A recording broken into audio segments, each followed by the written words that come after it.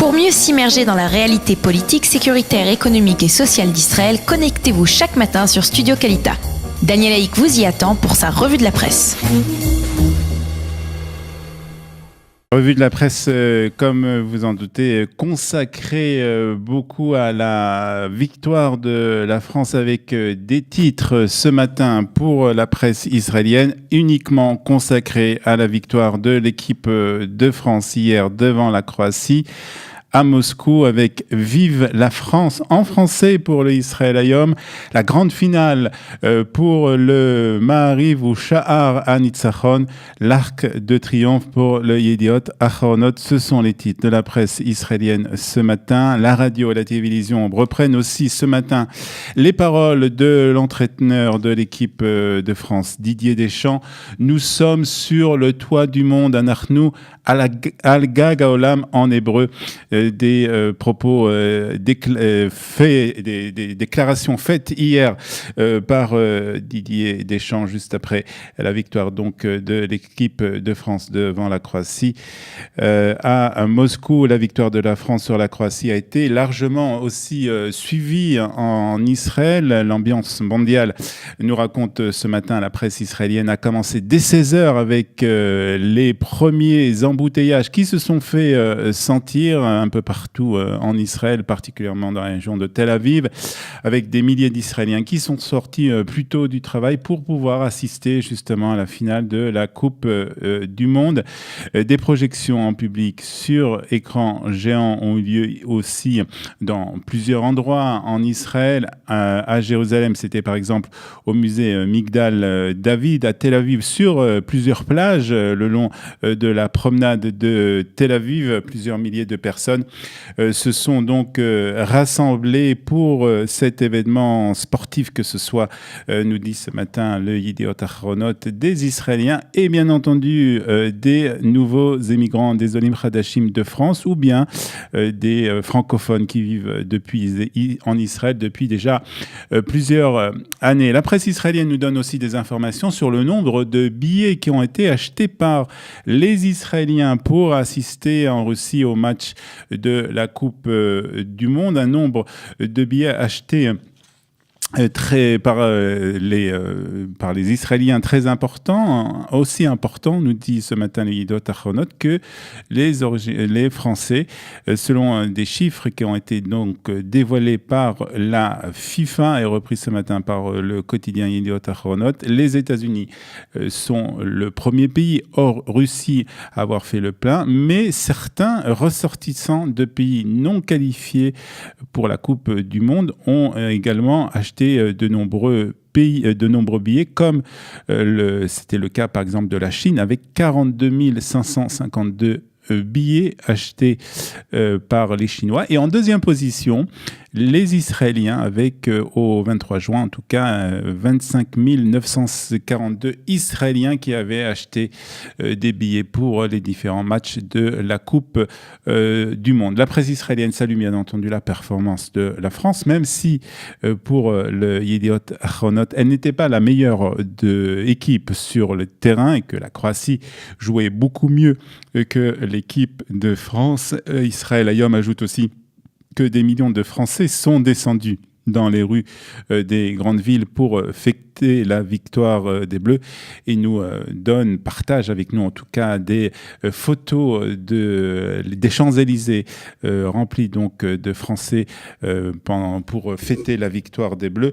Les quotidiens de ce matin ne parlent pas des violences qui ont eu lieu tôt ce matin, puisque lorsqu'ils ont fermé leur édition, ces violences et ces saccages qui ont eu lieu en particulier sur les Champs-Élysées n'avaient pas encore eu lieu. Ajoutons aussi que le président de l'État, Reuven Rivlin, a invité une vingtaine d'enfants originaires de la région de la barrière de sécurité dans le sud d'Israël, des localités donc le long de la barrière de sécurité de la frontière avec la bande de Gaza, des enfants qui ont vécu une fin de semaine tendu. Le président donc de l'État, Reuven Rivlin, a invité ses enfants à venir à la résidence du président à Jérusalem pour suivre avec lui le match donc France-Croatie, pour suivre avec lui donc cette finale. La photo de ses enfants autour du président Reuven Rivlin est parue ce matin dans le Maariv. Mais la photo que l'on trouve dans tous les quotidiens israéliens de ce matin, c'est la photo emblématique de cette finale, sans doute la photo du président français Emmanuel Macron dans la tribune officielle à Moscou, avec le point de la victoire levé au moment du coup sifflet final de ce match contre la Croatie. On voit donc le président Emmanuel Macron en chemise fêter la victoire des Français. Une photo qui restera sans doute dans les annales de cette Coupe du Monde et qui est reprise en tout cas ce matin par toute la presse israélienne. Voilà ce qu'on pouvait dire, en tout cas, voilà ce que la presse israélienne dit ce matin sur la victoire de l'équipe de France. L'autre titre de ce matin, c'est l'armée israélienne qui a annoncé hier avoir renforcé le système de défense antimissile d'hommes de fer dans le centre et dans le sud du pays. Confirmation d'un regain de tension suite aux événements de ce week-end dans le sud d'Israël. Conformément à l'évaluation de la situation, l'armée a renforcé donc le nombre de batteries du système de défense antimissile d'hommes de fer dans la région de Gush Dan, c'est-à-dire dans le centre d'Israël et dans le sud d'Israël. C'est ce qu'a déclaré un porte-parole de l'armée israélienne. L'armée a également déclaré qu'elle avait rappelé certains réservistes appartenant aux équipes de l'armée en charge du dôme de fer. C'est le Yediot Ahronot qui nous l'apprend ce matin, même si il n'y a pas eu de nouveaux tirs de roquettes depuis la bande de Gaza. Le cessez-le-feu décrété samedi soir ne semble pas en vigueur. C'est ce que nous pouvons lire ce matin dans Israël Hayom, en tout cas, qui explique que le gouvernement n'acceptera aucun cessez-le-feu tant que la terreur des cerfs-volants continuera. C'est ce qui est valable pour les roquettes est valable pour les cerfs-volants. Titre d'ailleurs ce matin le Israël Hayom. Le Yediot Ahronot, pour sa part, cite le Premier ministre qui a donné hier l'ordre à l'armée de tout faire pour stopper l'envoi des cerfs-volants incendiaires en territoire israélien. Le Maariv ajoute que l'armée israélienne a visé hier une cellule terroriste qui se préparait à lancer des cerfs-volants incendiaire. Ça s'est passé bien entendu dans la bande de Gaza. La tension donc continue, nous dit ce matin la presse israélienne. Et hier, les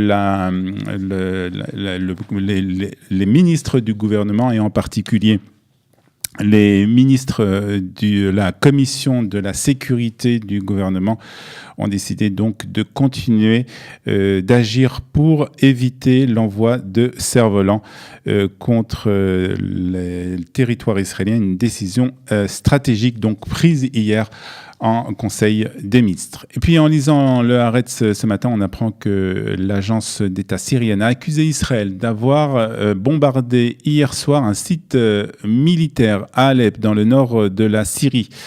L'agence cite une source militaire, l'agence Sana, qui a affirmé qu'Israël avait pris pour cible avec ses missiles une des positions militaires au nord de l'aéroport militaire de Nereb. C'est donc à Alep, dans le nord de la Syrie. Les dégâts sont uniquement matériels, a précisé l'agence Sana. L'Observatoire syrien des droits de l'homme a affirmé avoir enregistré lui aussi une série d'explosions autour de l'aéroport.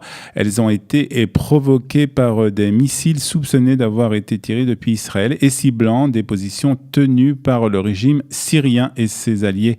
À l'aéroport donc de Nereb et ses environs, a ajouté l'Observatoire syrien des droits de l'homme. L'armée israélienne n'a pas, quant à elle, commenté pour l'instant cette annonce. Et puis la presse israélienne de ce matin revient sur les révélations faites il y a quelques mois par Benjamin Netanyahu concernant les archives iraniennes sur le nucléaire. On se souvient en effet, lors d'une conférence de presse qui avait été convoquée par le Premier ministre, avec en fond des centaines de classeurs qui avaient été ramenés par les services secrets israélien. Eh bien, on en sait ce matin grâce aux journaux israéliens en tout cas, et grâce à des responsables des services de renseignement, un peu plus sur cette opération qui a été donc menée. En effet, des responsables des services de renseignement ont révélé des nouvelles informations sur l'opération à des journalistes américains au New York Times et au Washington Post. Et la presse israélienne, bien entendu, reprend ces informations. On apprend ainsi en lisant les Yedot Achronot que selon les rapports, les agents israéliens du Mossad sont arrivés à l'entrepôt où les documents ont été cachés. C'était le 31 janvier dernier, vers 22h30, sachant qu'ils n'étaient pas gardés pendant la nuit. Les agents du Mossad connaissaient les coffres dans lesquels les informations les plus sensibles étaient stockées et ils les ont ouverts grâce à un chalumeau à plus de 200 degrés. Les combattants savaient ainsi qu'ils n'avaient que 6 heures et 30 minutes pour neutraliser et ouvrir les coffres forts et s'échapper de la capitale iranienne avec eux une demi-tonne de documents secrets. Après une année de surveillance de l'entrepôt, le Mossad savait que les gardes arrivaient à 7 heures du matin, très précisément. Les agents du Mossad devaient donc quitter le site avant 5 heures du matin pour avoir le temps donc de s'échapper, sachant que les gardes iraniens donneraient immédiatement l'alerte. Et puis le Israël Hayom ajoute aussi que parmi les fichiers analysés par Israël figuraient des plans de conception d'ogives nucléaires. Par ailleurs, les rapports indiquent aussi que les scientifiques iraniens ont été assistés dans leur effort de conception par des experts étrangers. Selon le New York Times, une grande partie de ces aides venaient du Pakistan, mais les responsables israéliens ont été informés, qui ont informé les journalistes, ont déclaré que les scientifiques d'autres pays étaient également impliqués dans cette affaire. D'autres documents auraient été également fait état des difficultés pour apposer une tête nucléaire sur un des missiles à longue portée, un missile iranien qui existe déjà, une tentative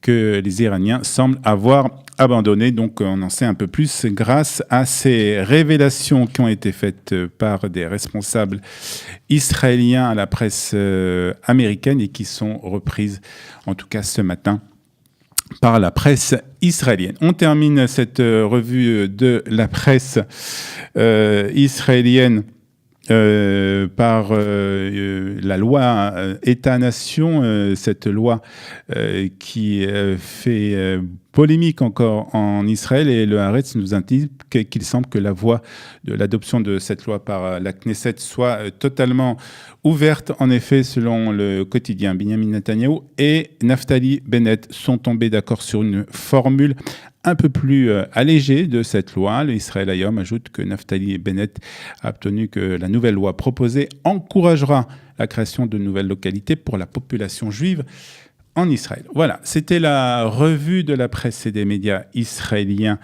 de ce matin, 8h40. On fait encore une petite pause musicale et puis nous retrouverons ensuite nos deux invités pour parler de la victoire de l'équipe de France hier en Russie. Nous retrouverons Michael qui sera dans les studios avec nous et nous appellerons depuis Moscou Kevin Asseraf qui a assisté hier au match à la finale donc à Moscou. Dans quelques instants sur Studio Kalita.